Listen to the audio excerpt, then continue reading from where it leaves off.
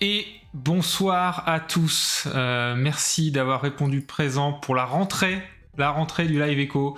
Ça y est, septembre, l'été est plus ou moins terminé, même si j'espère qu'on pourra profiter encore en quelques jours d'un petit été indien.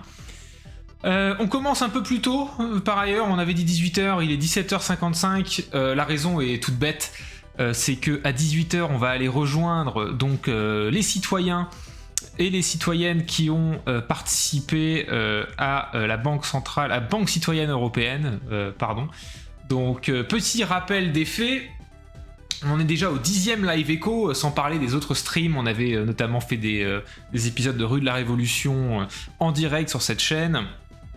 Et donc ce soir pour la rentrée du Live Echo, on en profite pour faire un stream comme ça avec nos partenaires. Souvenez-vous, on avait beaucoup parlé de politique monétaire avant les vacances, on en avait même parlé un tout petit peu pendant les vacances parce que la BCE avait fait des annonces au mois de juillet, donc c'était le dernier Live Echo disponible, toujours dispo par ailleurs sur la chaîne YouTube en replay, les infos ils sont toujours d'actualité. Mais bref, donc au printemps dernier, avec une coalition d'ONG dont Positive Money, l'Institut Veblen et Green Intervention, avait démarré donc l'initiative de la Banque citoyenne européenne. La Banque citoyenne européenne, c'était une espèce de convention citoyenne de la monnaie, un petit peu à l'image de la Convention citoyenne pour le climat. Des experts, des économistes avaient été invités pour faire une série de webinaires. On en avait d'ailleurs diffusé un ici avec Jésabel Coupé-Soubeyran et Jean-Pierre Landau, qui traitait donc du lien entre la politique monétaire et le climat. Et donc au printemps, donc ces phases de débat ont eu lieu. Ensuite, pendant tout l'été et aussi au mois de septembre, des citoyens se sont réunis pour bosser sur des propositions à ensuite émettre auprès de la Banque centrale européenne. Et ce qu'on va faire en fait ce soir, en direct, c'est qu'on va s'inviter à l'une de leurs réunions de travail pour leur filer un coup de main. Ces citoyens donc, vont nous présenter 4 des propositions sur lesquelles ils ont bossé. Et on va donc les découvrir d'une part, voir un petit peu ce que cette initiative citoyenne de quoi cette initiative citoyenne va en fait aboutir. Et puis peut-être faire quelques commentaires, voir les inconvénients, les avantages, voir un petit peu quels sont les objectifs derrière ces propositions, et voir effectivement peut-être quel pourrait être l'impact de ces propositions-là. Apporter un petit peu un œil d'économiste sur ces propositions citoyennes. Non pas pour dire si elles sont bonnes ou mauvaises, le but c'est pas d'être le prof du tout, mais au contraire de voir si il y a des choses qui sont encore un peu floues, sur lesquelles on pourrait filer des coups de main, voir si elles sont faisables, ou dans quel cadre, qu'est-ce qui pourrait aider sur leur faisabilité ou sur leur acceptabilité. Et puis voilà, donc l'occasion de découvrir un petit peu ces propositions. Ce qui est intéressant, c'est que la politique monétaire, c'est un sujet éminemment technique, même si on essaie de faire beaucoup de pédagogie sur cette chaîne, mais aussi avec Positive Money ou avec la Banque citoyenne européenne. C'est un sujet technique et en général, les propositions viennent d'économistes, soit hétérodoxes, soit orthodoxes, mais ça reste quand même dans un petit milieu d'experts. Là, c'est l'une des premières fois où vraiment on a donné des moyens, on a donné des billes à des citoyens pour pouvoir réfléchir à ces propositions-là, et on va voir un petit peu si ça change un petit peu la donne. Mais en tout cas, ce qui est intéressant, c'est que pour une fois, il ne s'agit pas d'un travail d'expert, il s'agit vraiment d'un travail citoyen, qui certes a été un petit peu aidé par les débats qui avaient eu lieu en amont, qui a pu donner comme ça un aperçu des possibilités, mais ce sera très intéressant de découvrir ces propositions. Je le rappelle, la politique monétaire, donc c'est l'action de la Banque centrale européenne en Europe qui en fait a le contrôle en partie de la masse monétaire à côté des banques commerciales, et qui depuis plusieurs années, notamment depuis la crise subprime, est très très proactive, et dès qu'il y a une crise économique ou même une crise sanitaire par ailleurs, avec le Covid, on est toujours dedans. Beaucoup étaient attendus des banques centrales. Dès qu'il y a un petit problème sur les marchés, on s'attend à ce que les banques centrales agissent pour éviter des crises. Par ailleurs, on aura l'occasion, là c'est la rentrée, donc on fait un premier épisode du Live Echo sur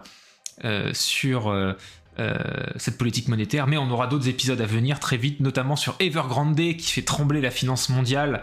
Est-ce que Est-ce qu'Evergrande est l'équivalent chinois de la crise des subprimes de 2008 ? Peut-être. On aura l'occasion d'en parler. On va aussi discuter de plusieurs choses. Hein. Bon, vous l'avez pas, ça vous a pas échappé. Il y a une élection présidentielle qui va bientôt avoir lieu en France. Donc, il y a peut-être des débats économiques liés à la présidentielle qu'on pourra décrypter sur cette chaîne. On fera aussi un petit point d'horizon de ce que l'avenir nous prépare en sortie de pandémie, notamment au niveau des banques, et savoir si une crise bancaire est à craindre en sortie de pandémie. On aura pas mal de sujets, toujours aussi peut-être évoquer de la transition écologique et son financement. Beaucoup de sujets à venir pour la rentrée, mais on va commencer donc aujourd'hui sur cette initiative citoyenne sur la politique monétaire. Et je vous encourage bien évidemment à réagir sur le chat. N'hésitez pas à poser des questions ou à réagir à ce qui va se passer. Mais pour l'heure, je vais rejoindre nos amis de la Banque citoyenne européenne. Alors, je me connecte au Zoom.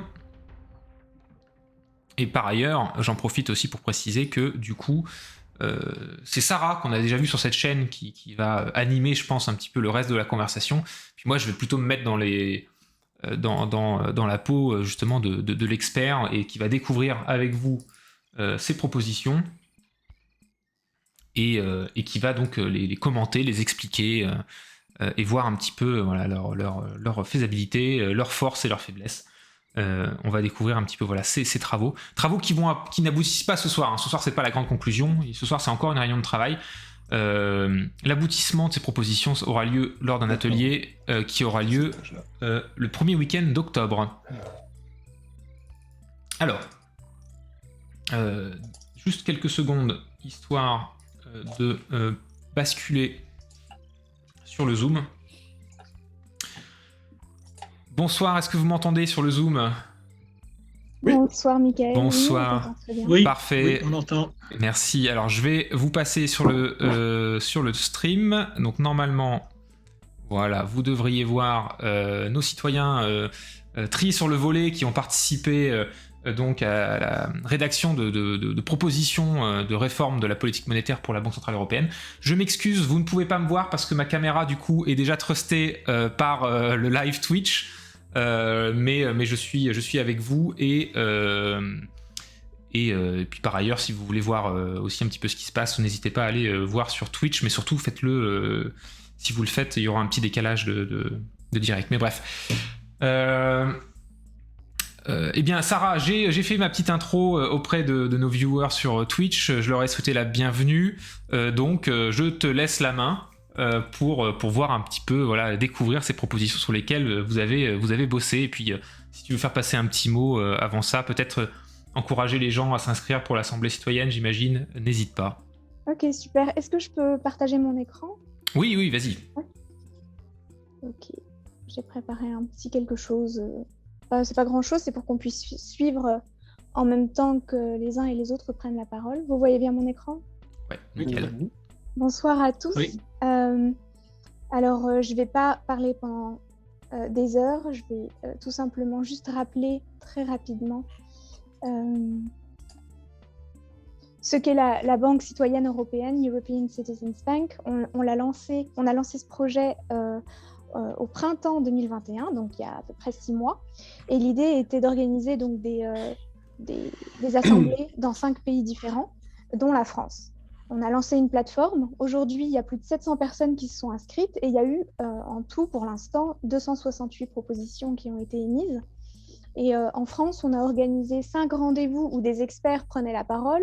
Durant l'été, on a organisé des ateliers où les personnes présentes, d'ailleurs, ont pris la parole, participé, émis leurs propositions et on a tous discuté pour voir comment est-ce que ces propositions pouvaient être affinées.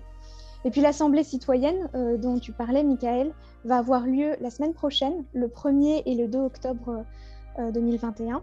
Donc le vendredi de 18h à 21h et puis le samedi matin de 10h à 13h. En tout cas, on vous invite à y participer, à vous inscrire parce que ça va être plutôt sympa. On va avoir des modératrices professionnelles et puis on divisera le groupe de 35 personnes en petits groupes. Alors je ne vais pas parler plus longtemps. On a émis des propositions. Aujourd'hui, j'ai 5 personnes 5 citoyens qui ont travaillé sur ces propositions depuis plusieurs semaines déjà. Et on va commencer avec 2 personnes qui ont émis 2 propositions différentes, mais qui se rejoignent dans une certaine mesure. Donc je vais laisser la parole d'abord à Jean-Christophe. Alors je précise une chose quand même pour les gens qui nous regardent sur Twitch. Je découvre avec vous les propositions. On ne me les a pas passées par avant. Je voulais garder un effet de surprise, donc je découvre avec vous. Exactement. Et donc, ces propositions touchent plutôt la question de la transition écologique. Donc, Jean-Christophe va pouvoir là tout de suite parler pendant 2 minutes. Merci Hugo pour le follow. En quoi consiste sa proposition. Et puis on pourra laisser la parole à Philippe qui va nous expliquer en quoi la sienne diffère légèrement de celle de Jean-Christophe. Et puis on pourra échanger d'abord sur celle-ci. Jean-Christophe, à toi. Bonjour, merci de m'inviter pour cette proposition. Donc, alors, vous le savez, moi, mon principal souci, c'est de faire la transition écologique. Et notre économie actuelle est absolument incapable de nous faire ça dans la mesure où la dette des banques nous oblige à un système de rentabilité. Et la rentabilité, si la transition écologique c'était quelque chose de rentable, il y a belle lurette que la finance aurait mis la main dessus et on n'en parlerait même pas. Il faut bien comprendre que dans la transition écologique, il y a tout un tas de domaines qui ne sont pas concernés par la rentabilité. Le gros problème de notre économie, c'est que nous nous obligeons à faire des choses absurdes parce qu'elles sont rentables, comme par exemple l'obsolescence programmée, l'utilitarisme marchand irrationnel. Et nous nous interdisons de faire des choses essentielles, comme par exemple dépolluer les océans, parce que c'est pas rentable. Bon, alors ça c'est un des dilemmes, et je vais faire une liste des dilemmes auxquels le monde, non seulement l'Europe, mais aussi le monde entier est confronté. En fait, on fait face à 4 grands dilemmes. On a beaucoup de chômage, on a énormément de dettes, on doit tous faire la transition écologique, mais sans passer par la politique budgétaire, je vais expliquer pourquoi. Et on doit tous arrêter de produire des choses absurdes, ce que j'appelle l'utilitarisme marchand irrationnel. Alors, chacun de ces 4 dilemmes, c'est comme une clé qui verrouille les 3 autres. Je pourrais expliquer ça, mais c'est comme une sorte de casse-tête chinois où le système est complètement bloqué de sa méthode, en fait. Alors, notre système de création monétaire, qui est basé sur une dette perpétuelle, interminable, où il faut créer de la dette en permanence pour rembourser les dettes d'avant, d'accord ? Et dans cette logique-là, c'est l'endettement du suivant qui va permettre le désendettement du précédent. Donc c'est quelque chose qui devient complètement interminable. Et il faut bien comprendre qu'une dette oblige à la rentabilité. Et la rentabilité, bien souvent, c'est l'extraction de ressources naturelles pour produire des marchandises. Donc, au nom de la dette, on va s'obliger à faire des trous de plus en plus profonds dans la nature pour combler des trous de plus en plus grands sur nos feuilles de comptabilité. C'est le piège dans lequel nous sommes tombés. Alors, en fait, on s'est laissé enfermer dans un piège de la comptabilité. Pour en sortir, nous devons inventer un stratagème de la comptabilité. Alors, notre navire économique actuel, sa seule voile, c'est la dette. Son seul gouvernail, c'est les banques privées. Sa seule boussole, c'est la rentabilité. Et il ne faut donc pas s'étonner que ce navire nous emmène tout droit vers la tempête. Alors, la solution que je propose, c'est de créer une institution monétaire qui nous permettrait de faire le contraire de ce que les banques commerciales qui émettent de la dette nous obligent, à savoir des choses qui sont pas rentables en fait, mais qui sont pourtant essentielles. Alors, en ce qui concerne la politique monétaire, il y a 3 questions à se poser. Quelles sont les institutions qui sont habilitées à créer de la monnaie, d'accord ? Est-ce que ce sont des institutions commerciales ou des institutions d'un autre genre, avec un autre but, d'accord ? Lorsque la monnaie est créée, est-ce que cette monnaie est créée sous l'égide d'une dette ou d'un don, c'est-à-dire une monnaie libre de dette ? Et quelles conséquences ça peut avoir si cette monnaie est un don, c'est-à-dire les conséquences, les contraintes et les obligations et les possibilités, si cette dette est un don, et quelles sont les mêmes questions, mêmes conséquences, contraintes et possibilités, si cette monnaie est une dette, en fait, d'accord ? Alors pour moi, la création d'une institution européenne pour la transition écologique, ou alors peut-être une nouvelle prérogative pour la BEI ou pour la BCE, nous permettrait justement de sortir de ce paradigme d'endettement. Et justement, nous créerions de la monnaie, d'accord, directement fléchée vers des projets de la transition écologique, et ça nous permettrait donc de résoudre les 4 dilemmes auxquels j'ai parlé tout au début. Ça permettrait de redonner du travail aux hommes, hein, c'est-à-dire du travail qui a vraiment du sens et vraiment de la pertinence, hein, d'accord. Ça nous permettrait de faire la transition écologique sans avoir besoin de passer par la politique budgétaire, donc on économise l'argent de l'impôt avec ça. Et alors là, c'est maintenant une théorie que je suis le seul, entre guillemets, intellectuellement à assumer, c'est que je suppose, moi, pour ma part, qu'une monnaie don nous permettrait de solder le trou des dettes, d'accord ? Il faut bien comprendre qu'une dette, c'est un solde négatif, d'accord ? Donc si je crée une monnaie don, c'est un solde positif. Donc le solde positif comble le solde négatif, la dette revient à zéro et la monnaie disparaît. Donc si les libéraux nous disent, les orthodoxes nous disent que la monnaie créée comme ça va créer de l'inflation, peut-être, oui et non, ça reste à vérifier empiriquement. Mais moi, si je peux me permettre, Jean-Christophe, peut-être que Michael peut nous répondre. Peut répondre à cette question. Oui, bah, tout à fait. Donc, c'est bien d'avoir un spécialiste.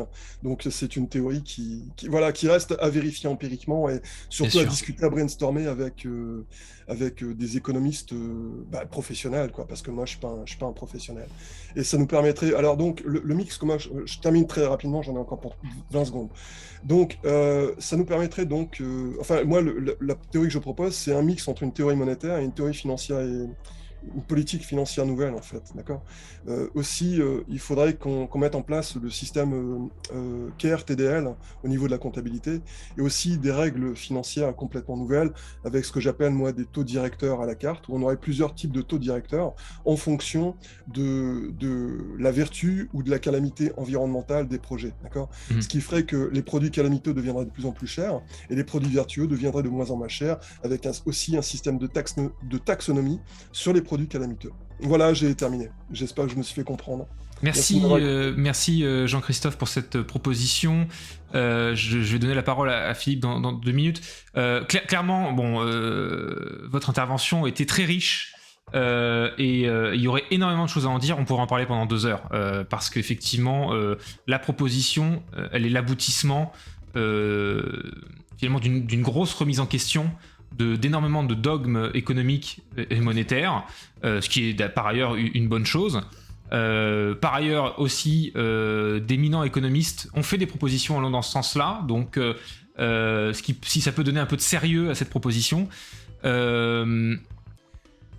Effectivement, je crois par ailleurs, mais peut-être que du coup la ressource vous la connaissez, c'est une des propositions qui a été beaucoup avancée par notamment Alain Grandjean et Nicolas Dufresne, voilà, dans la monnaie écologique.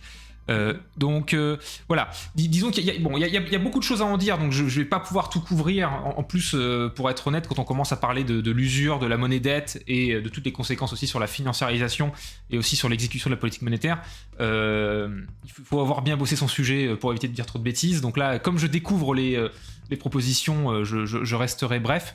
Mais tout ça pour dire que, à mon avis, c'est une proposition très intéressante à émettre, parce que elle coche beaucoup de cases importantes. Le défi climatique, comment on finance en fait le défi climatique, la question de la monnaie dette et de l'usure. Alors c'est intéressant, moi je vais quand même raconter une petite histoire pour nos viewers. Quitte à passer pour un orthodoxe, ce que je ne suis pas, j'ai beaucoup plus de sympathie pour les hétérodoxes et me reconnais beaucoup plus dans les propositions hétérodoxes qu'orthodoxes. Mais il y a quand même un truc qu'il faut, je pense, une petite histoire qui est souvent racontée, c'est que la monnaie, ce serait une chose qui aurait émergé du troc. Et qu'en fait, la monnaie, c'est plus pratique, c'est un numéraire commun pour pouvoir faire du troc. Et que la monnaie libre de dette, finalement, ce serait un retour à cette monnaie originelle. Moi, je suis pas contre la monnaie, la monnaie libre de dette, bien au contraire. Je la trouve très intéressante. Mais par contre, la monnaie en tant que troc, finalement, c'est aussi, en fait, c'est plutôt une légende urbaine, et que en fait, la monnaie a vraiment émergé justement par la dette. De la dette est venue la monnaie, et la monnaie était pas tant une façon d'avoir un numéraire commun pour s'échanger des biens à un instant T. Elle était surtout et avant tout un échange entre maintenant et le futur. Elle est née de la dette. Ça ne veut pas dire qu'on ne peut pas imaginer une monnaie libre de dette, bien au contraire, vous avez fait cette proposition-là. Par contre, voilà, mais c'est pas ce que vous avez avancé par ailleurs, mais juste quand même pour... Oui, comme tu l'as dit, on peut se tutoyer rapidement. Bon. Évidemment, 2 minutes, c'est un peu court hein, pour parler de tout ça, mais tout ce que tu dis, j'en suis parfaitement conscient. Hein. David Graeber, la dette, c'est un moment d'histoire. La théorie endogène de la monnaie, et puis Keynes, hein, qui nous disait que la monnaie, entre guillemets, c'est un troc entre hier et demain. C'est ça, absolument. C'est-à-dire une interface temporelle entre hier et demain. Donc, je connais ces choses-là. Donc, oui, mais on pourra en parler très longtemps. Hein. Mais par ailleurs, la proposition est, à mon avis, très intéressante. Elle est révolutionnaire, avec ce que ça a de bon et de mauvais, c'est-à-dire que il y a une bataille culturelle énorme à mener avant que ce genre de proposition ne soit ne serait-ce que regardé sérieusement par nos grands dirigeants. C'est malheureux. Ça veut dire qu'on a du travail. Ça veut dire qu'on a énormément de boulot, ça c'est clair. Parce que le premier mythe à déconstruire, c'est effectivement le côté usure de la dette, enfin usure de la monnaie, et donc voilà, le côté avilissant hein, de la dette.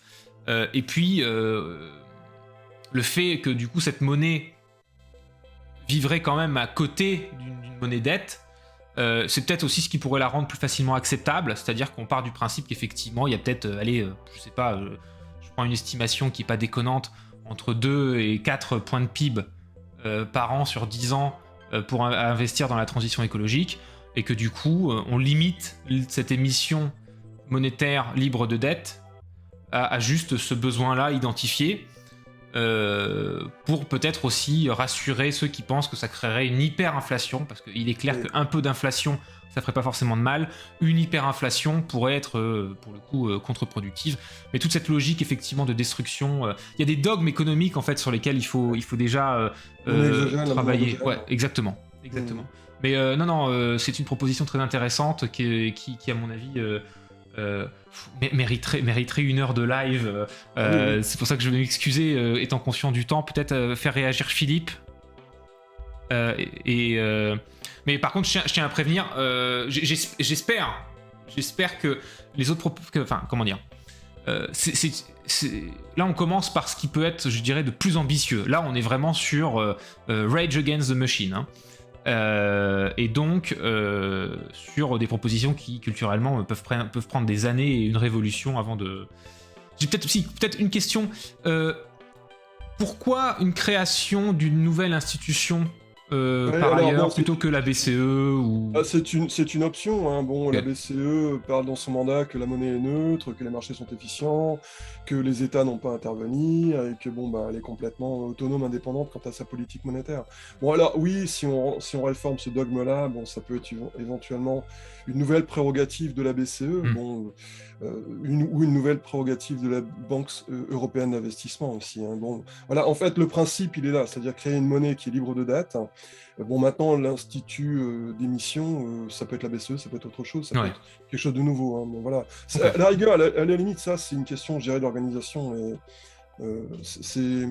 c'est satellitaire à la théorie, en fait, je dirais. Ce que tu évoquais, par exemple, dans la liste des potentiels candidats, la BEI, moi, je suis pas forcément un grand fan de tout ce que la BCE fait, mais je me méfierais d'une gouvernance à la BEI qui, à mon avis, est pire, parce que finalement, la gouvernance de la BEI, c'est les ministres des Finances de l'Eurogroupe qui se rendent des services les uns les autres. C'est très, très opaque comme gouvernance. Alors, justement, la question de la gouvernance, c'est un vrai sujet aussi. Oui, non, absolument. Bien que c'est un vrai sujet. Et par ailleurs, je ne saurais pas répondre dans l'état actuel des choses. Et par ailleurs, l'indépendance de la BCE, il est montré que elle est finalement relativement virtuelle, dans le sens où elle est vraiment montrée comme un sacro-saint totem pour lui donner un peu de crédibilité, mais en fait, il y a une vraie question de dépendance par rapport au marché et aux banques, puisque c'est quasiment le seul interlocuteur des banques centrales, et on sait que du coup les investisseurs et les marchés ont une influence énorme sur la conduction de la politique monétaire, donc l'indépendance, elle doit être aussi questionnée par rapport à ces acteurs-là et pas uniquement par rapport au gouvernement.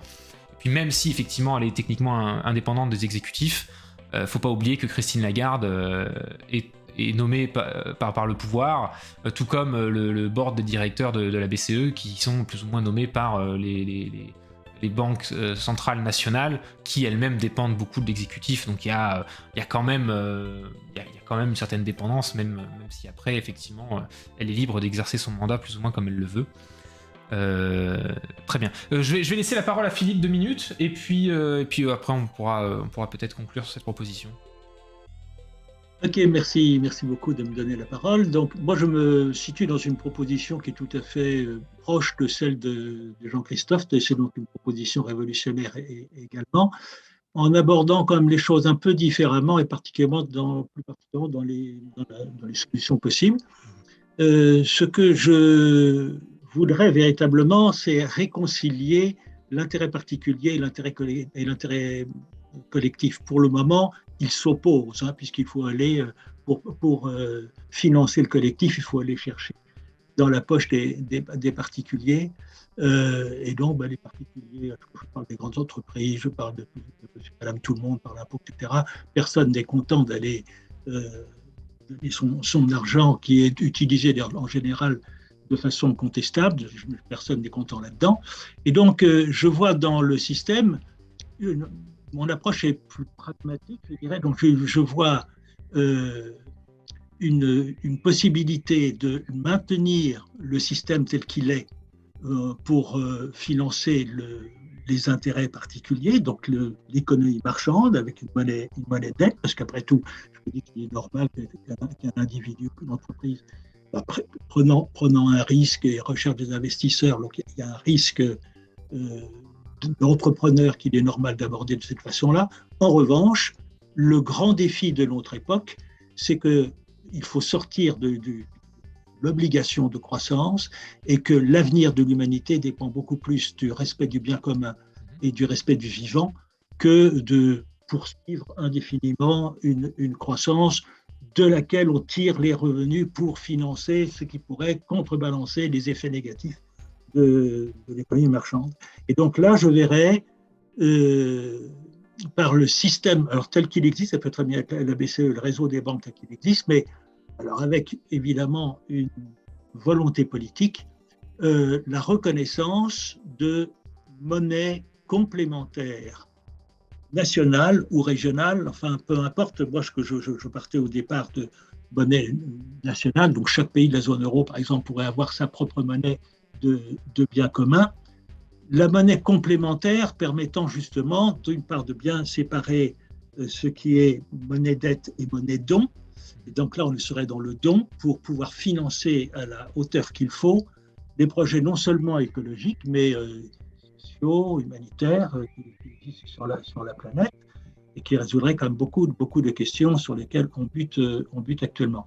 Ces monnaies complémentaires auraient pouvoir légal, parce que toute monnaie complémentaire a pour difficulté d'être acceptée, donc il faut lui donner la force du pouvoir politique pour qu'elle puisse être acceptée par tous et qu'elle puisse être utilisée par tous. Donc on aurait deux monnaies qui pourraient circuler sur les territoires dans chaque pays de l'Union européenne. Et ça permet de flécher ces monnaies, parce que je vois dans l'émission de monnaie ex ante dédiée au financement de l'écologie ou autre, on reste dans la logique de budget et puis après, chacun se débrouille avec la monnaie qu'il a, mais même si l'utilisation première de cette monnaie est honorable et va effectivement en direction d'une amélioration écologique ou humanitaire, dans son utilisation, une fois qu'elle circule après, on peut retomber dans une amélioration du pouvoir d'achat de tout le monde, ce qui est une bonne nouvelle, mais une utilisation non dirigée qui ferait que on supprime par son utilisation les avantages qui sont créés au départ. Et donc là, par une crypto-monnaie sur la base d'une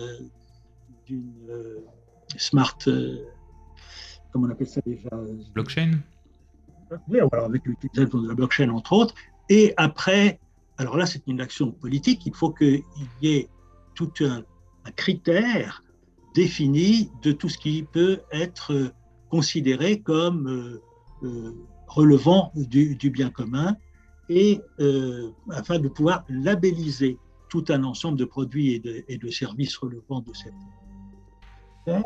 qui permet d'orienter après l'utilisation de cette monnaie vers ces produits. Donc il y a toute une continuité logique dans l'émission et dans l'utilisation de la monnaie, émission qui se fait en contrepartie de la pertinence des projets qui localement ou régionalement seront décidés.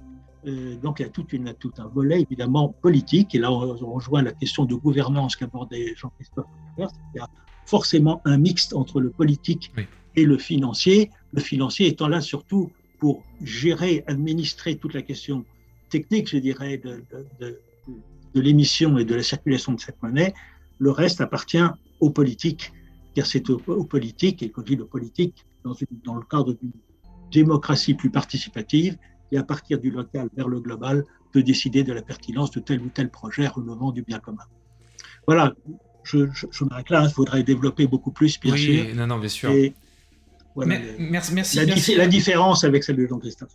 Merci infiniment. Les deux se complètent bien pour le coup. Hein. C'est vrai que je vois qu'il est bientôt 6h30, donc je vais réagir rapidement, qu'on ait quand même le temps de voir les trois autres, mais je vous remercie beaucoup pour cette question cruciale, parce que voilà, effectivement là on rentre directement dans le dur. Hein. On approche la question de la monnaie dette, la question de l'objectif de la monnaie. Est-ce que la monnaie doit vraiment être neutre ? Bah non, on a le défi écologique, et je vois qu'il y a l'air d'avoir quand même une certaine convergence sur le fait que la monnaie peut être utilisée non pas comme une fin en soi, mais comme un moyen, et un moyen non pas juste de contrôler l'inflation, mais justement de faire du social, de faire de l'écologie. Ça, c'est quand même important. Peut-être une réaction plus particulière. Ah oui, non. Ce que la proposition de Philippe ajoute à la proposition de Jean-Christophe, c'est l'aspect des monnaies locales, à mon avis. Et ce que ça peut être d'intéressant, surtout dans une société post-Covid, mais aussi en lien avec les limites de notre planète, d'encourager vraiment le local, d'un retour aussi plus proche du coup d'une économie circulaire. Oui, avec juste, je fais une parenthèse, avec juste une différence par rapport aux monnaies locales telles qu'elles existent actuellement, c'est que cette monnaie ne serait pas adossée sur l'euro. Alors c'est là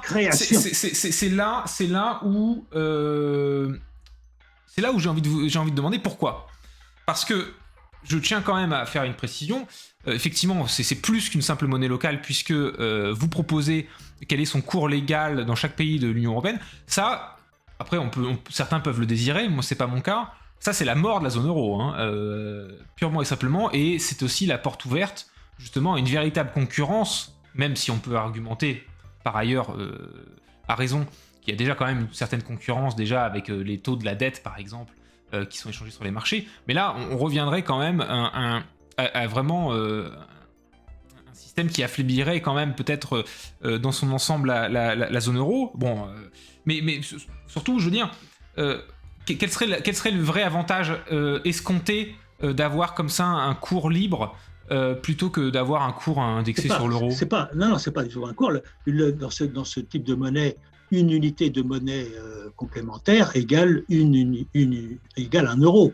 Il y a tout à fait parité. Hein. D'accord. C'est dans la création. Okay. Si la monnaie complémentaire est adossée sur l'euro, ben, il n'y a pas de création monétaire. Là, il faut aller chercher d'abord le financement en euros pour pouvoir soutenir la monnaie complémentaire.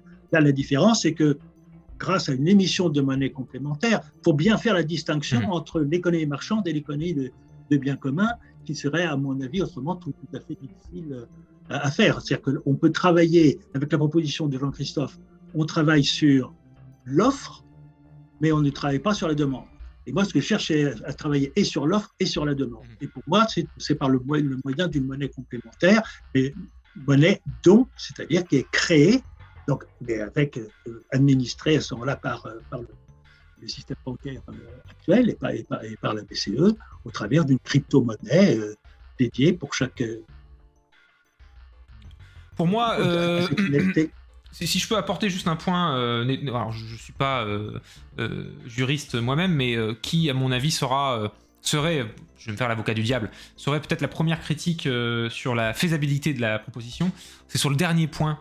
Parce que le fait d'avoir une monnaie qui soit fléchée vers une consommation responsable, c'est très bien, mais alors comment on met en place cette conditionnalité légalement, et surtout, du coup, qui définit ce qui est responsable ou pas, et à contrario, comment on empêche une personne qui posséderait cette monnaie de la dépenser pour autre chose, voire même sur un marché noir éventuellement ?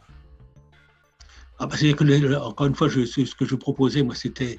il y a tout un débat et tout un travail de préparation politique préalable, puisqu'il faut qu'il y ait une charte générale, et là peut-être définie au niveau européen, mais il y a peut-être un pays pourrait montrer l'exemple, une charte qui définit bien, qui encadre les critères auxquels doivent obéir tous les projets proposés pour bénéficier de ce financement par monnaie complémentaire gratuite, et ensuite une charte qui permet de définir, de labelliser après des produits et des services qui respectent ces critères pour pouvoir être accessibles par cette monnaie.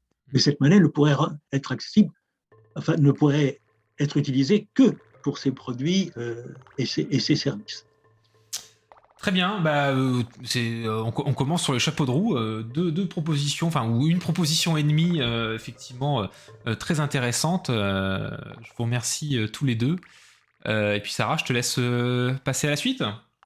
Oui, alors on va continuer avec, si j'arrive à passer à la suite, avec Léo, que je vais laisser tout simplement présenter. Bonjour. Alors, Bonjour Léo. Je ne sais pas si j'ai une connexion pas ouf, donc vous me dites et je couperai ma caméra si... Non, Pour l'instant, tout va bien. Pour l'instant, tout va bien. Ok, parfait. Alors du coup, moi, l'objectif, c'est de résoudre le problème qui vient d'être évoqué, donc des nombreuses activités non marchandes qui s'avèrent du coup être nécessaires pour la société, mais qui ne peuvent pas être financées par la finance contemporaine du fait de leur non-rentabilité. Et donc la solution qui vient tout droit de l'économiste Ronald Cohen consiste à établir en fait un contrat à impact social axé sur le résultat d'une prestation de service entre un payeur au résultat, ici ce serait la BCE, une organisation prestataire cherchant à atteindre certains résultats sociaux ou environnementaux, donc une association caritative par exemple qui a un projet social bien défini, et des investisseurs issus de la finance. Du coup, si ces résultats sociaux fixés par l'association caritative n'atteignent pas leur objectif, l'investisseur qui a financé de l'association, en fait, il perd l'intégralité de son investissement, qui prend en fait la forme d'un don. Et à l'inverse, si les objectifs sociaux sont atteints, c'est le payeur au résultat, donc ici la BCE, qui rembourserait la totalité de la mise initiale à l'investisseur, plus un rendement qui en fait va augmenter en fonction des résultats, donc c'est comme du capital risque. Et donc pour que ce soit plus clair, je vais donner un exemple d'un contrat qui a déjà été réalisé en fait en Angleterre, mais pas via la banque centrale, mais via le gouvernement. Donc l'objectif du projet, c'était de diminuer de 7% le taux de récidive, c'est-à-dire le taux de prisonniers qui retournent en prison 18 mois après leur sortie, qui était à l'époque de 60%. Et donc des investisseurs ont financé 5 millions directement à l'association caritative qui s'occupait du projet, afin de baisser le taux de 7%. Et si à la fin du contrat, le taux n'était pas baissé de 7%, donc que les résultats sociaux, que le projet n'était pas réussi, l'investisseur perdait la totalité de sa mise. Et au contraire, si le taux était baissé de 7% ou plus, c'est le payeur au résultat, donc ici, sur ce cas-là, c'était le gouvernement britannique, qui a payé l'intégralité de la mise initiale, plus un rendement en fonction des résultats. Et du coup, en fait, ce principe, il permet de rendre rentable, entre guillemets, l'activité aux yeux de la finance et de transférer le risque de non-réussite du projet aux investisseurs. Et le payeur au résultat donc, ne finance que des projets qui fonctionnent, plus cher certes, mais cela revient à, entre guillemets, acheter le risque. Et donc là où Ronald Cohen voit comme payeur au résultat le gouvernement, moi je proposerais plutôt, du coup, c'est là où est ma proposition, la Banque Centrale Européenne via une création monétaire du coup libre de dette, puisque ce n'est pas un projet rentable, mais avec pour seule contrepartie, parce qu'il y a quand même une contrepartie, avec la contrepartie de la réussite des projets sociaux. Et donc j'imagine que les financer entièrement par la création monétaire ne poserait pas de problème d'inflation, puisque seuls les projets ayant un impact réel sur le climat, la société, l'emploi, et donc la stabilité des prix seraient financés. Donc voilà, merci Léo. Ma réaction à chaud, c'est que c'est très intéressant, d'une part, que d'autre part, finalement, même si on a employé beaucoup plus de gros mots sur la proposition numéro 1, on est aussi assez proche de la proposition numéro 1, où en fait, les moyens divergent un peu sur est-ce qu'on émet une crypto, est-ce qu'on va directement financer un projet ou financer plutôt à l'échelle macro ou à l'échelle micro. Mais dans tous les cas, je dirais la ligne commune, le fil rouge entre ces propositions-là, c'est en fait de conditionner une partie de la création monétaire a un but précis. Et ensuite, de la manière dont cette création monétaire est utilisée diffère un peu. Là, la proposition de Léo est intéressante. Elle est plus proche d'habitude, effectivement, de ce qui est fait du point de vue budgétaire. Mais du coup, on revient un petit peu à ce que certains banquiers centraux appelleraient une espèce de péché originel, c'est de dire, voilà, la monnaie est neutre, donc on la flèche pas sur un truc particulier. Alors qu'en fait, bon, en pratique, elle est quand même fléchée, du coup, quand même, sur la finance. Est-ce que la finance est neutre ? Probablement pas, en fait. C'est bien ce dogme-là, c'est bien le premier dogme qu'il faudrait, à mon avis, faire tomber avec cette logique. Mais effectivement, on a l'avantage, effectivement, là, de changer un petit peu la boussole, où la boussole n'est du coup pas le rendement, mais qui permet aussi, du coup, d'encourager des gens qui ont un esprit d'entreprise à faire des choses qui ne soient pas liées à une rentabilité purement pécuniaire. Voilà, si je mets en avant ce fil rouge entre les propositions, c'est avant tout aussi pour s'assurer de leur acceptabilité ou de leur réalisme. Plus elles sont révolutionnaires, plus il faut gagner des batailles culturelles pour les imposer dans les esprits et de les rendre, de les faire passer au statut d'évidence. Là, il est clair que, pour moi, le premier frein à cette proposition, qu'il faudra continuer à défendre, du coup, c'est le fait de cibler. C'est-à-dire, donc en fait, on oublie la neutralité de la monnaie, mettant qu'elle est neutre, hein, et donc on lui met des objectifs, donc on doit définir politiquement quels objectifs on veut suivre, et donc peut-être avoir j'imagine, un comité de pilotage, de savoir en fait quels sont les projets qui peuvent être considérés comme étant à rendement et à bénéfice social. Il faudrait probablement donc une espèce de taxonomie pour ça. Mais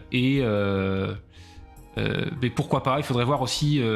Alors ça, là, je dirais l'avantage de ce genre de proposition, peut-être aussi pour essayer de mettre le pied dans la porte, c'est que ça peut très bien faire l'objet d'un pilote, avec un très petit budget, quoi. En faisant 5 millions d'émissions monétaires, sur un projet contenu, un pilote, ça peut être ce genre d'expérimentation qui serait intéressante et qui pourrait être aussi l'occasion de mettre le pied dans la porte. Justement, pour répondre à la neutralité de la monnaie, j'imaginais justement, j'avais réfléchi à cet argument du coup, et j'imaginais que ça puisse être justement le précieux marché que la BCE aime tant, qui décide quels projets vont être financés, et c'est ensuite la BCE qui financera tous les projets qui sont réussis, mais ça sera le marché qui décidera quels projets non rentables seront financés via ce procédé, quoi. Donc là, la BCE pourrait penser que c'est le marché qui décide du coup, et la monnaie reste neutre. Oui, non, mais donc dans la recherche de compromis pour rendre la chose plus acceptable, je comprends. Maintenant, bon, faut voir si l'effet pervers de ce compromis soit pas le fait que le marché, du coup, alors le marché, faut pas non plus l'envisager comme une entité unique et tout à fait homogène, hein, mais de voir du coup quels sont les projets à bénéfice social que le marché aurait intérêt à financer. Il faudrait peut-être se poser cette question-là avant de les mettre dans ce... parce que je vois très bien comment ça pourrait aussi mal tourner, cette histoire. Pour moi, c'est pas l'idéal, mais c'est vrai que ce serait juste un compromis pour détourner l'argument. Non, tu as absolument raison. Mais après, pourquoi pas. Là, je réfléchis à voix haute, hein. Encore une fois, je découvre la proposition, donc je vais peut-être dire une bêtise, mais quand on voit quand même, bon, on peut être déçu de la revue stratégique et des annonces qui ont été faites au mois de juillet. Moi-même, j'étais très déçu, il n'y avait rien de révolutionnaire. Cependant, il y a quand même un constat qui se fait de plus en plus évident chez les banquiers centraux, c'est le fait qu'ils parlent qu'au marché, pour le marché, par le marché, qu'ils ont beaucoup de mal à communiquer au commun des mortels, et que du coup, dans l'optique d'un projet pilote, le fait de s'adresser directement à des porteurs de projets qui iraient du coup motiver leur projet directement, peut-être, oui, avec peut-être du coup certains investisseurs ou certains représentants du marché qui pourraient être dans le comité de pilotage, pourraient mettre un avis, mais est-ce qu'il faudrait pas aussi du coup laisser peut-être profiter de cette proposition pour donner un moyen justement à la Banque Centrale Européenne d'aller s'adresser directement aux citoyens en faisant justement un appel à projet. Peut-être que ça peut être aussi une piste à creuser. Mais en tout cas, Léo, je te remercie pour cette proposition très intéressante également. Sarah, on passe à la suite ? Oui, on passe à la suite. Là, je vais laisser la parole à Jean, qui s'est inspiré quand même d'une proposition qui existe déjà. Je vais te laisser prendre la parole, Jean. Vas-y. Oui, bonsoir à tous. Moi, ma proposition tourne autour de la modification du cours des investissements du système financier. Donc, l'idée, c'est d'arrêter d'investir dans le fossile et également d'apurer le passé. Donc, de sortir des investissements fossiles qui grèvent le bilan du système bancaire. Alors donc l'idée c'est de faire acheter les actifs fossiles des établissements financiers par une structure de défaisance et puis donc faire en sorte de gérer la fin de vie de ces actifs fossiles et la transition vers d'autres investissements. Alors donc le constat de départ qui est fait par une étude qui est sortie au printemps donc par Reclaim Finance, Institut Rousseau et les Amis de la Terre, c'est que les 11 banques les plus importantes en Europe disposent à leur bilan d'actifs carbonés à hauteur de 532 milliards, ce qui représente 95% de leurs fonds propres. Et pour 5 d'entre elles, ça dépasse le montant de leurs fonds propres. C'est-à-dire que si le risque de transition, au sens de Marc Carnet, était avéré, c'est-à-dire que ces actifs se voient décotés en toute partie, certaines banques seraient effectivement au bord de la faillite et n'auraient plus assez de fonds propres pour absorber leurs pertes. Donc l'idée, c'est qu'on peut tout à fait, côté BCE, conditionner le refinancement à une modification du comportement des banques. On peut aussi durcir les règles prudentielles, mais je souscris donc avec un certain nombre de personnes à l'idée qu'il faudra prévoir de sortir un jour de ces actifs fossiles dont l'exploitation ne pourra pas aller jusqu'à leur terme. Donc d'ailleurs, on voit aujourd'hui donc à quoi ça conduit les banques, c'est que pour éviter d'en sortir trop vite, c'est plutôt une fuite en avant. Donc il y a une étude de Reclaim Finance qui est parue aujourd'hui et donc qui montre qu'il y a une course au nouveau investissement dans les ressources fossiles. Un article et donc il y a tout le tableau d'honneur des banques, des fonds d'investissement et des industriels qui se ruent sur ces actifs fossiles. Donc l'idée c'est de faire racheter sous condition les actifs fossiles. Alors les conditions, naturellement, c'est les banques sont entre guillemets malades, donc l'idée c'est que elles arrêtent de consommer des actifs fossiles, donc de financer l'industrie fossile. Également, étant donné qu'elles n'ont pas pris les bonnes décisions d'investissement avant, donc on pourrait imaginer d'appliquer une décote à ces rachats d'actifs. Et puis il faudrait aussi qu'elles présentent un plan de sortie des actifs restants. Ensuite, ces actifs rachetés, il faudra les gérer. Donc là, il faudrait imaginer une structure dite de défaisance, une sorte de bad bank qui programme la fermeture des infrastructures, la gestion de la transition industrielle et qui soit également capable de soutenir la transition sociale, parce que la transition, ça veut dire mise en œuvre de projets non immédiatement rentables selon les critères classiques des banques et des marchés financiers, comme du redéploiement, de la création d'emplois verts, et puis soutenir aussi les actions des États comme employeurs en dernier ressort lorsque ce serait nécessaire. Donc, donc la seule entité qui puisse supporter financièrement le soutien de cette bad bank, c'est la BCE, puisque seule la BCE, dans ma compréhension, peut avoir des fonds propres négatifs. Donc c'est quelque chose qui a été affirmé ou réaffirmé par la BRI en 2013. Et puis ensuite, il faudrait imaginer comment serait gérée cette structure de défaisance. J'avais imaginé dans ma rédaction qu'elle pourrait être copiée à la BEI, mais Michael dit que ce n'est pas une bonne idée. Donc il faudrait voir comment. En tout cas, pas sans une réforme de sa gouvernance. Mais bon, je renverrai peut-être à une longue étude qui était apparue dans le Financial Times justement sur la gouvernance de la BEI et ce qui clochait un petit peu là-bas. Mais je me permets, je suis désolé, je refermerai la parenthèse pour la question d'ego.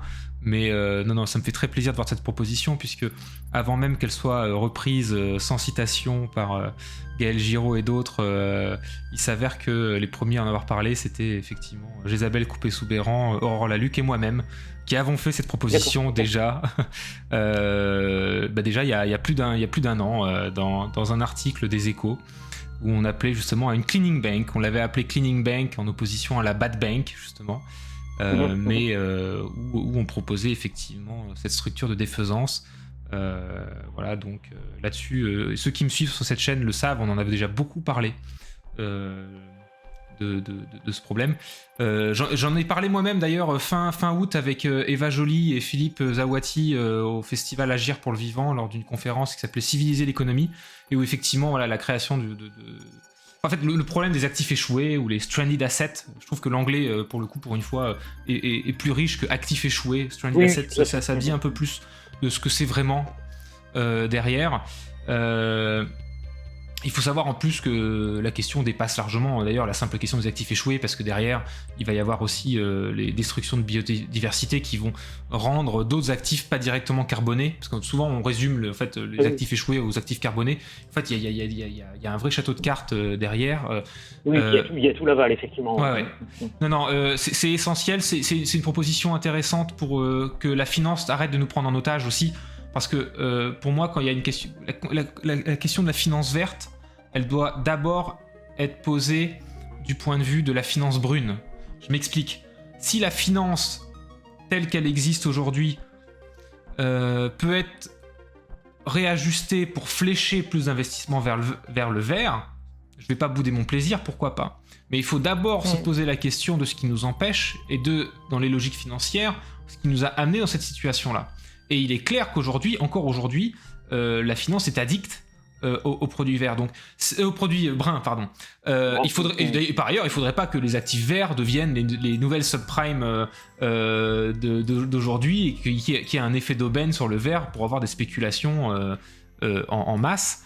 Ce qu'il faut, c'est aussi changer la logique.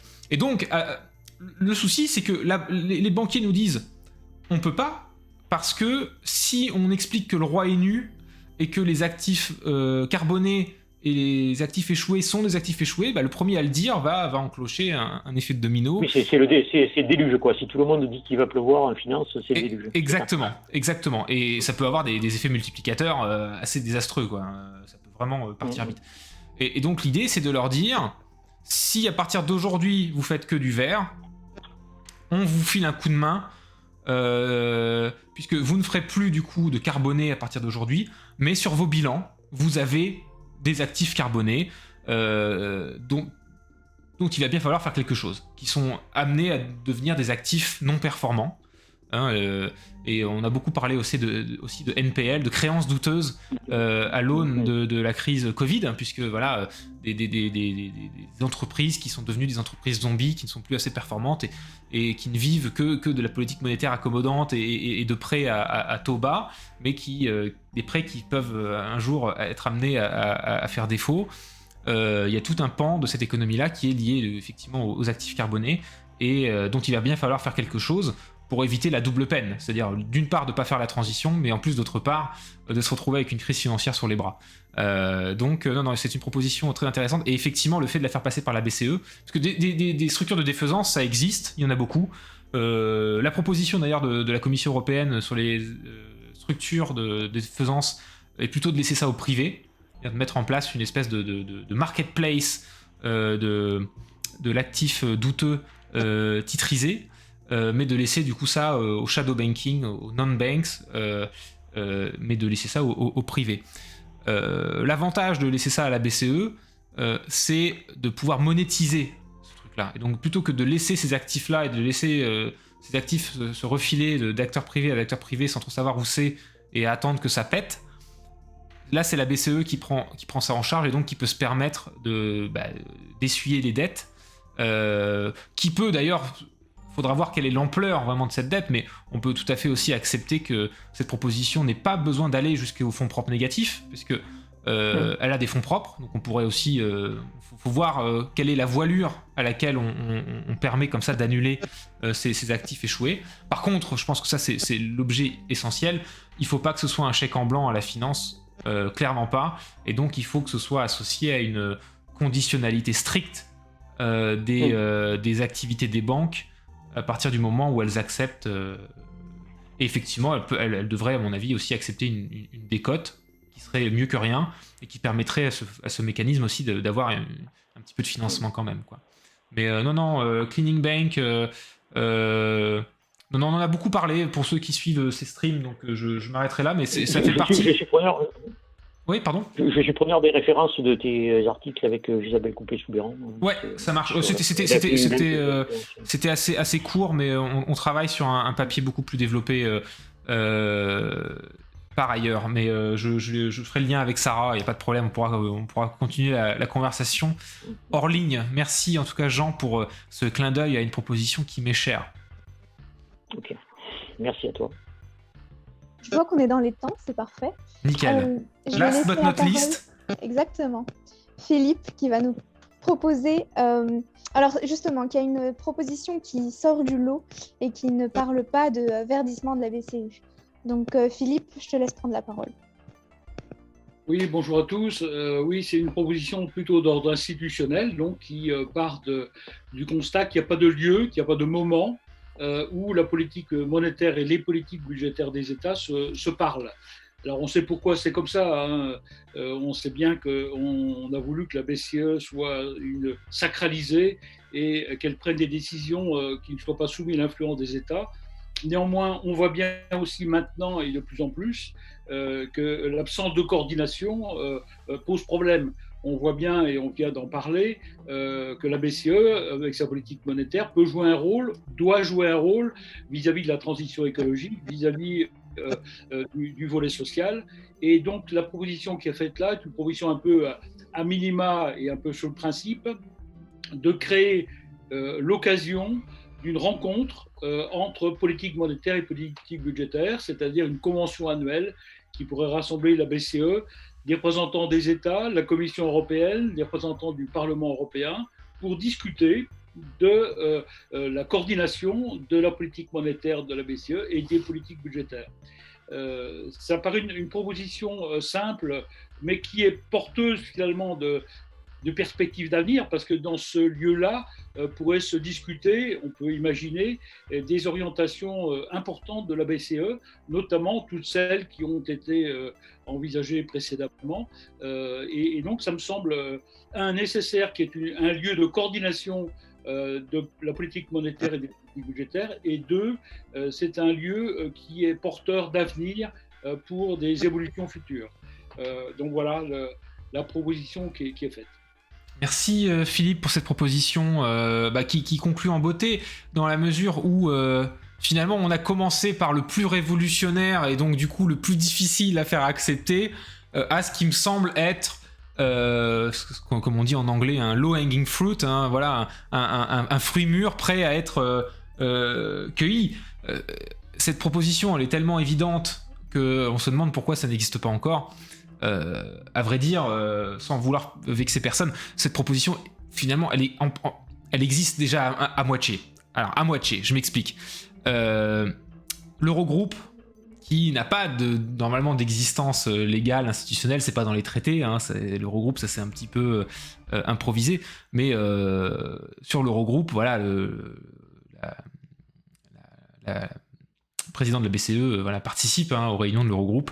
Donc il y a ces réunions régulières quand même où il y a du coup la Commission, les États de la zone euro et la BCE via l'Eurogroupe. Alors on peut faire mieux parce que la gouvernance de l'Eurogroupe c'est pas fou, mais il y a quand même déjà ce genre de forum.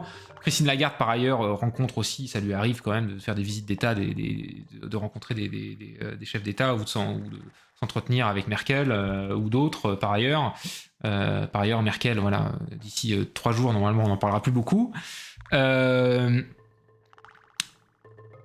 L'autre point que je voulais préciser, parce que cette proposition-là est beaucoup plus intéressante, elle va plus loin, hein, mais je rappelle juste quelques faits existants, c'est que, et c'est pour ça que cette proposition est une évidence, c'est que même si il n'y a pas de coordination officielle entre les gouvernements et la BCE, et que la BCE est indépendante, etc., des exécutifs, c'est quand même inscrit dans les traités que la BCE, elle est quand même là en soutien de l'action et des orientations globales de la Commission.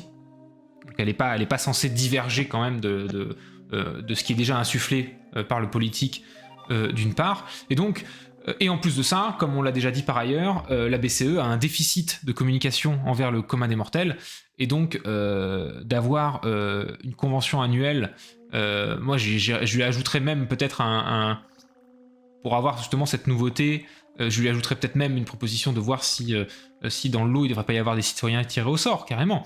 En fait, ça pourrait être aussi une façon vraiment d'inclure un petit peu tout le monde, mais tout ça pour dire qu'à mon avis, on est déjà à moitié dedans, et que cette proposition, elle a quand même l'élégance d'aller au bout de la logique, tout en étant a priori compatible avec le framework institutionnel qu'on a aujourd'hui, et permettrait peut-être de rendre plus officiel un truc qui se passe déjà un petit peu, mais qui est un peu dans l'opacité de l'Eurogroupe, qui n'est pas vraiment officiel dans les traités.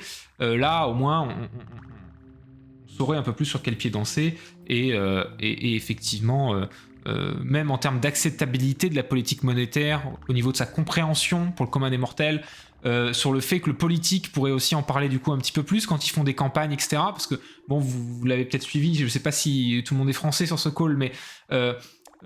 même si ceci dit, nos amis belges, je pense, aiment beaucoup suivre la campagne présidentielle française, mais on parle très peu de ces sujets-là en fait. On parle déjà très peu d'Europe, mais alors on parle encore moins de BCE ou de politique monétaire, et c'est dommage. Et effectivement, je crois aussi que le fait d'avoir comme ça un pilotage plus régulier permettrait aussi aux politiques de s'accaparer aussi un petit peu de ce sujet-là, qui est un sujet politique, bien sûr. Quelques réactions. Effectivement, il y a des discussions informelles qui se passent actuellement.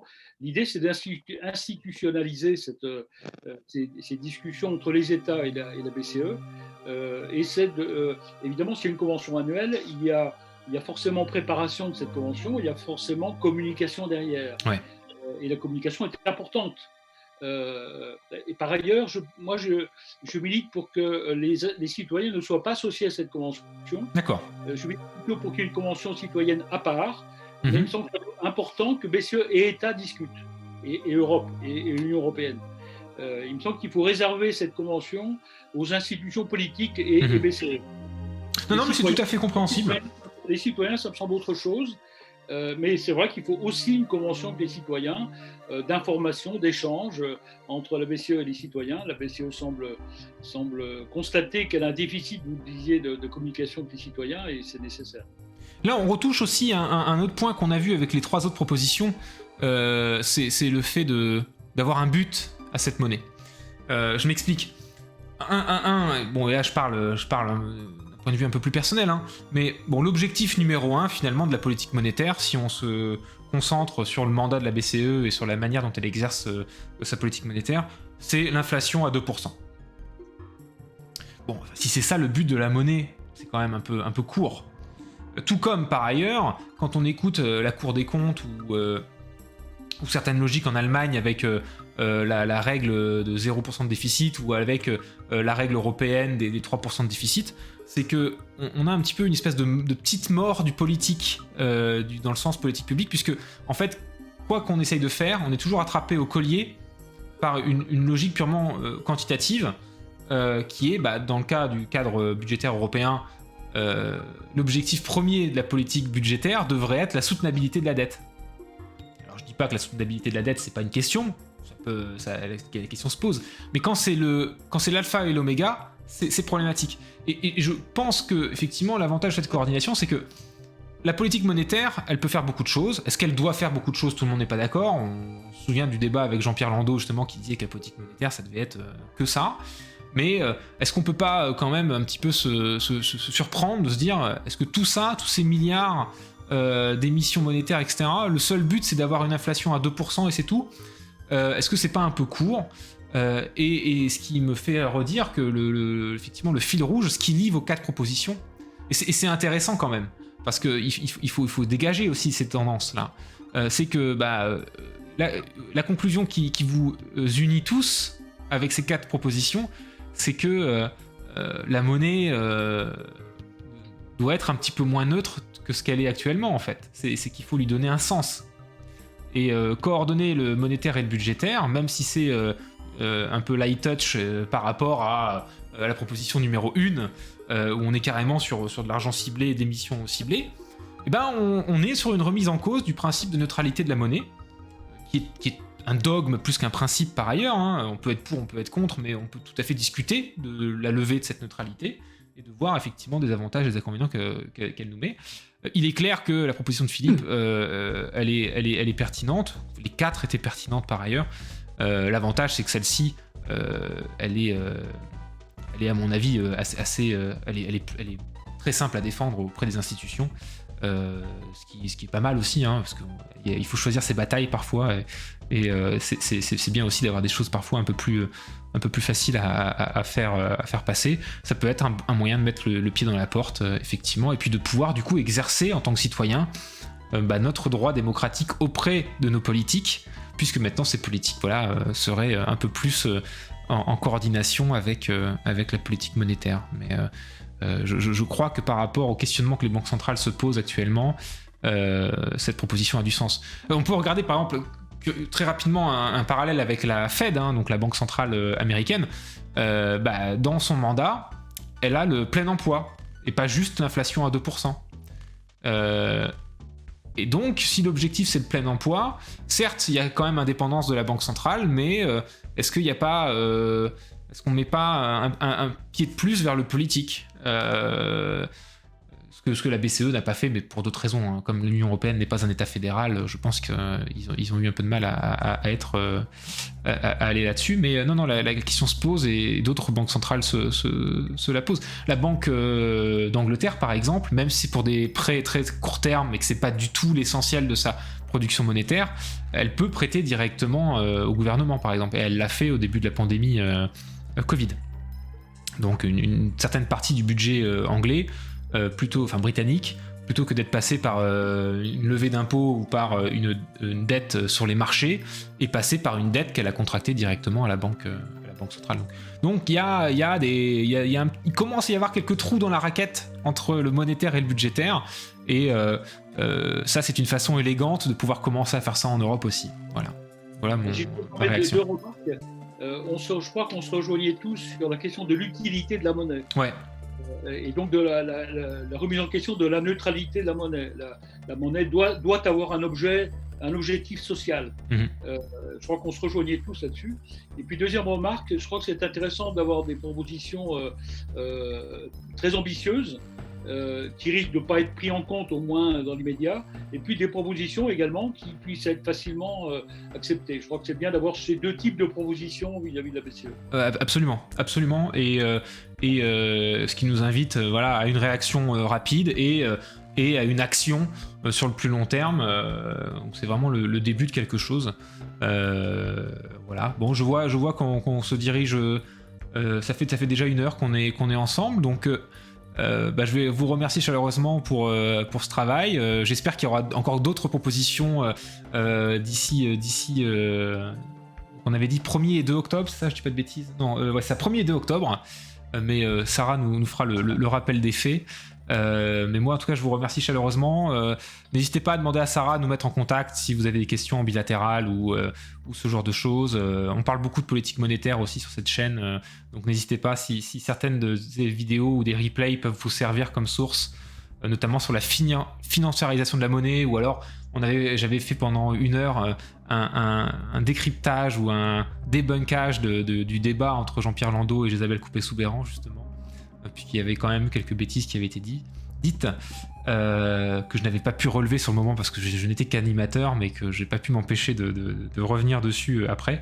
Mais voilà, je suis à votre disposition. En tout cas, bravo pour ce travail. C'est pas évident, ça a dû vous prendre du temps, beaucoup de lectures, beaucoup de choses. C'est un sujet qui est parfois difficile à rendre sexy. Hein. C'est pas un truc dont on parle facilement, voilà, au JT de TF1 ou ailleurs, ou même en headline du Monde. Mais c'est un sujet qui est essentiel, surtout compte tenu de la proactivité des banques centrales depuis la crise des subprimes, et aussi par rapport au cycle dans le cycle économique dans lequel on est enfermé depuis toutes ces années, où finalement les crises augmentent en intensité et en fréquence. Donc, et à chaque fois, la Banque centrale est là pour remettre des pièces dans la machine, littéralement. Et donc peut-être se poser la question de à quoi servent ces pièces mises dans la machine. C'était effectivement le fil rouge de vos 4 propositions. Donc voilà, bravo encore pour ce travail, merci à vous. Et puis j'irai jeter un œil à vos conclusions aussi, le premier et le 2. Et Sarah, je te laisse la parole. Merci à vous. Merci en tout cas pour cet échange. Merci à vous tous d'avoir fait vos propositions. C'est pas facile de parler monnaie, de parler économie en plus en direct. Et oui, n'hésitez surtout pas à vous inscrire à l'Assemblée, à aller voir aussi les autres propositions. Là, on a dû faire j'ai fait un sondage et les personnes qui participaient ce soir ont voté pour les propositions qu'ils voulaient soumettre. Donc c'est pour ça qu'elles se rejoignaient et qu'elles se recoupaient, mais on a 41 propositions sur la plateforme, en tout cas pour la France, et qui touchent d'ailleurs plusieurs thématiques différentes, la démocratisation de la BCE, on parle d'un reporting citoyen, on parle aussi, il y a une proposition qui touche au pacte de stabilité, enfin l'objectif même principal de la BCE qu'il faudrait revoir. Donc n'hésitez pas à aller voir sur la plateforme et à vous inscrire tout simplement à l'Assemblée, parce que là vous avez eu un petit avant-goût en fait de ce qu'on va faire le 1er et le 2 octobre. Et merci à toi Michael d'avoir accepté et d'avoir même proposé d'écouter les citoyens et de donner ton feedback, de donner ton retour. Ah non, mais ça me semblait essentiel, et puis voilà, parce que ça change aussi, je pense, que d'avoir des propositions vraiment qui viennent de citoyens après avoir bossé, après s'être posé un peu la question, quoi, plutôt que d'avoir toujours les experts de la politique monétaire qui disent des choses intéressantes bien sûr, mais c'est bien de pouvoir, pour moi l'objectif c'est la démocratisation de tout ça, et effectivement c'est un bel exercice, donc bravo à vous encore, et puis n'hésitez pas, à la prochaine, je pense qu'on en reparlera même après le 2 octobre, voilà. Oui. Ah oui, et puis dernier petit point, effectivement c'est génial de pouvoir avoir des citoyens qui parlent, qu'on écoute, parce que écouter les experts, c'est sympa, mais au bout d'un moment, c'est aussi bien d'écouter les citoyens. Et on voit bien d'ailleurs qu'à travers leurs propositions, ils sont quand même en avance par rapport aux institutions. Et c'est ce qui me fait dire qu'il faudrait d'ailleurs peut-être plus écouter un peu les citoyens, leur permettre justement de participer un peu plus aux décisions qui sont prises. Bien sûr, mais ça c'est le drame institutionnel, c'est que plus on bosse sur un sujet, plus on intègre en fait ses limites, ses contraintes, et donc voilà, parfois sous l'autel d'un certain réalisme ou d'acceptabilité, on rate un petit peu la vue hélicoptère, la vue un peu plus d'ensemble. Par ailleurs, j'emploie le mot hélicoptère à dessein. Je suis très déçu pour Positive Money de ne pas avoir vu une proposition de monnaie hélicoptère, sachant que c'était quand même votre dada pendant longtemps. Mais c'est la preuve qu'on est totalement c'est sans filtre là pour le coup. Je n'ai rien imposé du tout. Mais blague à part, en parlant de monnaie hélicoptère, je me souviens aussi que Isabelle Coupé-Soubeyran, elle avait fait la proposition d'un drone monétaire, donc en fait une monnaie hélicoptère qui passerait par une crypto, mais une crypto, une monnaie de banque centrale. On fera un live là-dessus à l'occasion, mais pour les gens pour les citoyens là, qui nous faisaient la proposition d'une monnaie libre de dette et plus directement proposée, ou distribuée, et puis la question finalement, parce qu'on a très peu parlé de banques.